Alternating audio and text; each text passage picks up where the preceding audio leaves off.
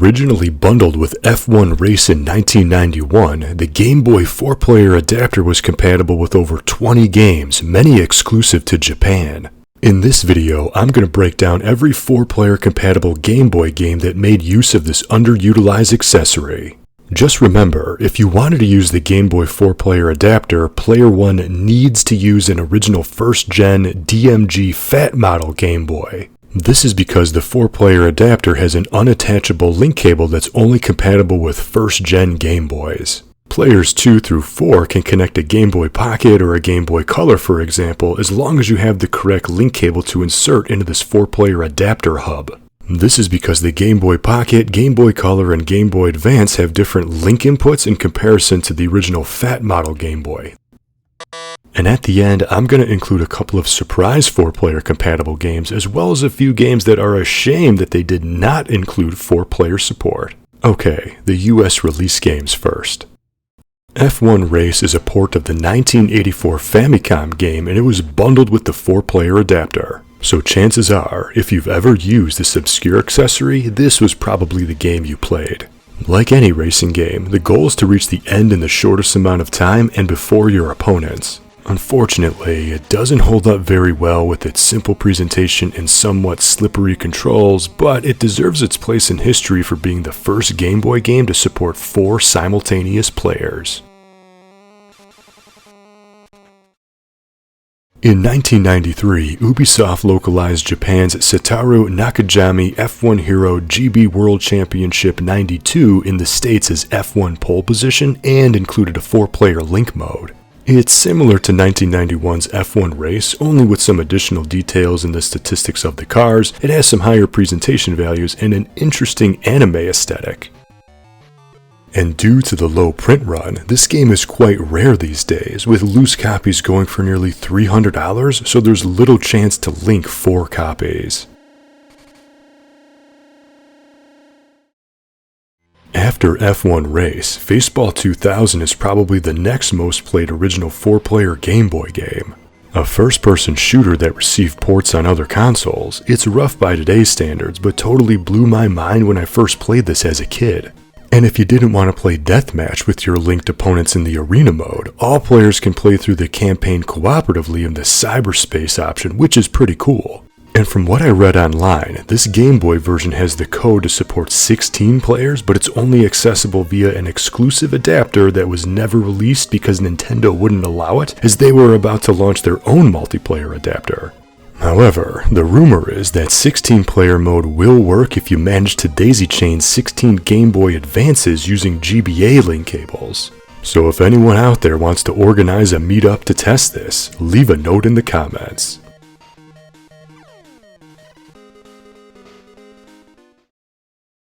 Released alongside the popular toys from the late 80s, Micro Machines is a difficult top-down racer as turns come up quickly and without warning. Although you'll probably spend most of your time skidding off track, this Game Boy version actually has a couple of unique multiplayer modes.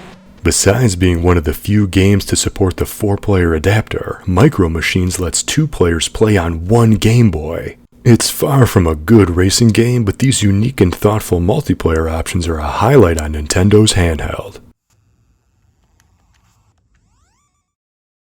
A continuation of the NES original, Super RC ProAm can support 4 simultaneous players, but you wouldn't know it without reading the instruction manual. The thing is, there's no selectable multiplayer option from the title screen. In fact, there isn't even a title screen, the game just starts from the intro demo mode. If players are linked as player 1 hits the start button, the game is playable with up to 4 linked humans, and it actually provides one of the better arcadey racing experiences on the handheld.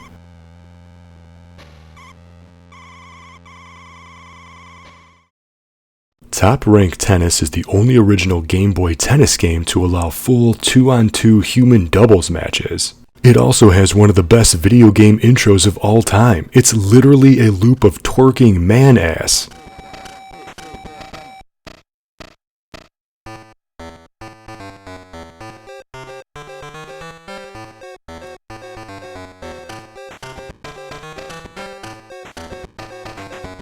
As for the gameplay, it's much faster paced than Nintendo's 1989 tennis, which only supported 2 players over a single link cable. And it has more fluid animation and even voice clips. And your character is always in the near court, which is a welcomed feature. It's a decent tennis title, and it sells for cheap if you happen to find a copy in the wild. Still, this game is worth it for the intro alone.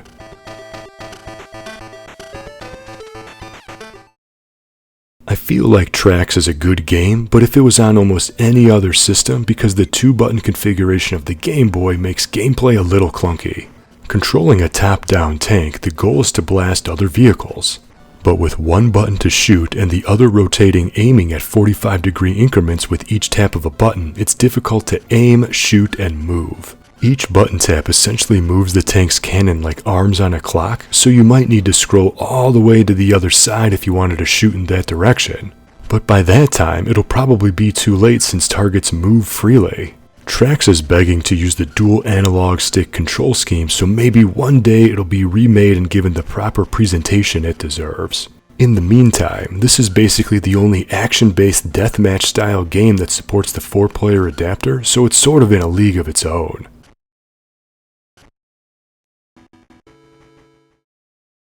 The Wave Race series didn't start with the fan-favorite N64 version. Its origins are right here on the original Game Boy, and it included 2 gameplay modes for 4 linked players. It's a slower-paced top-down racer, but the pace of gameplay gives players enough time to react to turns. Definitely not the best racing game ever made, but it isn't bad, and it holds up halfway decently today, and it's much preferred over Micro Machines.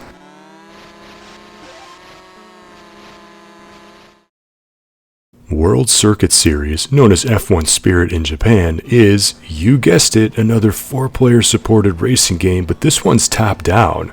Instead of listening to the constant hum of the car's engine, it's refreshing to hear music, the control is accurate, but the overall presentation is sort of plain. I definitely put this one above Micro Machines, but maybe not as exciting as Wave Race.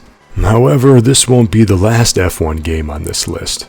When you break it down, almost half of the 4-player compatible Game Boy games are racing games, and half of those are F1 based. What is it with all this F1 on Game Boy? Although Yoshi's Cookie was also released on console, this Game Boy version has an exclusive feature, 4-player support. The goal is to align cookies to make them disappear, controlling a cursor to switch pieces. Yoshi's Cookie is a much better puzzle game over the awkwardly titled Yoshi, and hey, it isn't another linkable racing game. In fact, this is the only US released 4-player puzzle game, so it's just as unique as it is forgotten.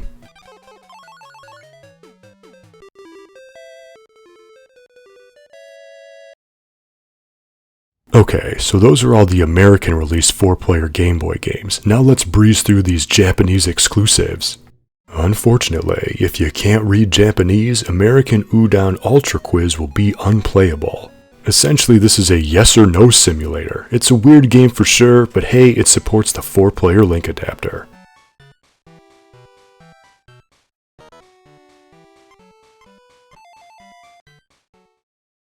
Chachamaru Panic is a weird arena game that supports 4 players. The goal is to bump into these panels to score points. And the arena's hazards change from stage to stage. It's strange for sure, but at least it isn't another F1 racing game.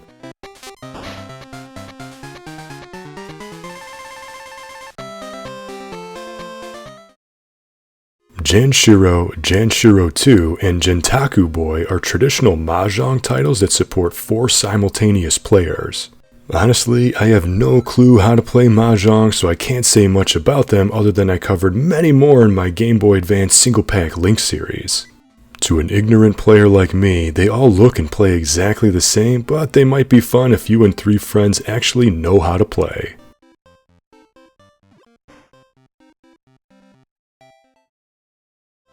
Jinsi Game Densetsu is known as the Game of Life here in the States, and it supports the 4-player link adapter. Basically, you play through your years as a toddler, then you go through school and eventually start a career. However, this game is all in Japanese, so good luck trying to figure out what's happening.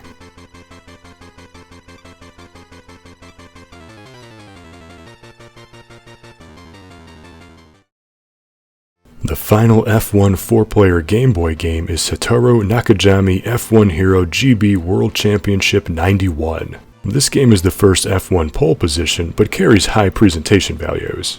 There are weather effects, sometimes switching mid-race, and it's fluid and fast-paced, and the anime theme provides some personality to what otherwise would be a stark racing simulator. If you're gonna play a 4-player F1 linking session, all the F1 games are pretty similar, but this and F1 pole position are probably the better options.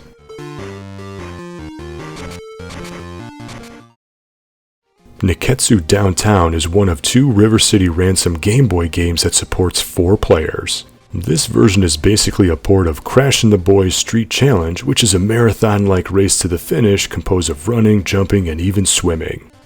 Niketsu Dodgeball is a port of Super Dodgeball on the original 8-bit Nintendo right down to the incredible Sprite Flicker. Both of these River City ports play well, and for what they are, they're some of the better 4-player options even if you don't read Japanese.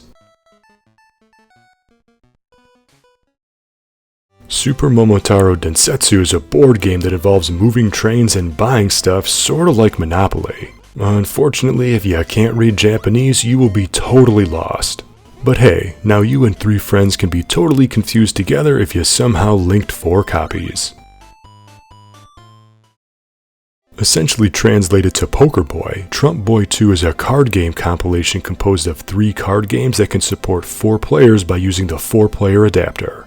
All games involve trying to rid your hand of cards. That's basically competitive solitaire, Uno, and placing your cards in sequential order starting with the 7s. And it isn't necessary to know how to read Japanese, although it does help. Uno Small World and Uno Small World 2 are, you guessed it, Uno card games only with anime avatars. They're basically the same game, but both make use of the 4-player link adapter. It's Uno. There's really not much more that needs to be said. So there you go. These are all the original Game Boy games that made use of the underappreciated 4-player adapter. But as I teased at the beginning of the video, there are 2 more Game Boy games that supported 4 simultaneous players but didn't actually use the 4-player adapter.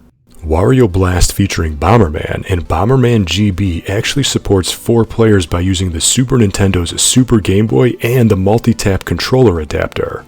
There were a few Game Boy games that took advantage of the extra power from the Super Game Boy, and these 2 Bomberman games are some of the best because classic deathmatch multiplayer Bomberman is always a good time. Uniquely, the 4-player mode is only available when playing on a Super Game Boy. The 4-player Game Boy Link adapter is not supported, but I wanted to include it on this list.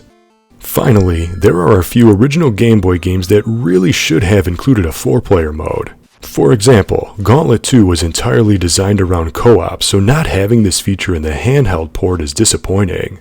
The same goes for the beat-em-up Captain America and the Avengers, which would have been cool for each player to control a different superhero. The Game Boy and even the Game Boy Color versions of Rampart also don't have 4-player support. And I think that it's weird that Micro Machines 2 Turbo Tournament doesn't support the 4-player adapter, but the first game did. Fortified Zone, which is sort of like a top-down Contra, supports 2 players, but it would have been cool if 4 players were supported. And it's weird that Game Boy ports of digital board games like Monopoly and Super Scrabble do not support 4-player linked play. But what do you think? Have you played any 4-player compatible Game Boy game? Have you ever even seen the 4-player adapter in person? What original Game Boy games do you wish supported 4 players? Let me know in the comments. And if you wanted to learn more about multiplayer Game Boy games, be sure to check out my Gameboy Advance Single-Pak Link series, where I covered every Game Boy Advance game that supported this underappreciated 1-cartridge multiplayer feature.